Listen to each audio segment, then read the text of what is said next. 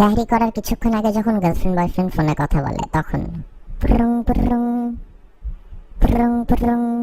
Hello জান, কি করো? এই তো জান, আম্মুকে হেল্প করলাম খাওয়া গরম করতে। কি কি খাবা? ভাত খাবো, ডাল খাবো আর একটু লেবু আর মুরগি মাংস। কি যে মজা! মজা না? খাও পেলে। আচ্ছা জান, আম্মু ডাকতেছে, সাহরি করে আসি। যাও, লাভ ইউ। সাহরি করার কিছুক্ষণ পর যখন আবার ফোনে কথা বলে তখন পুরুং পুরুং পুরুং পুরুং। জান খাইলা? হ্যাঁ জান খাইছি, খুব মজা ছিল। তুমি খাওয়া দাওয়া করছো? হ্যাঁ খাইছি, নামাজ পড়লাম। তুমি পড়ছো নামাজ? হ্যাঁ জান পড়ছি।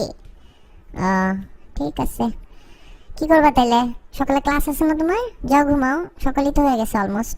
হ্যাঁ জান ঘুমাইতে যাচ্ছি। তুমি কি করবা? তুমিও ঘুমায় যাও, তোমার তো কোনো কাজ নেই। হ্যাঁ আমি একটু ফেসবুকে মেসেজ চেক করে ঘুমায় যাচ্ছি, এখনই ঘুমায় যাবো আর 5-10 মিনিটে। আচ্ছা ঠিক আছে জান, রাখি তাহলে। Love you.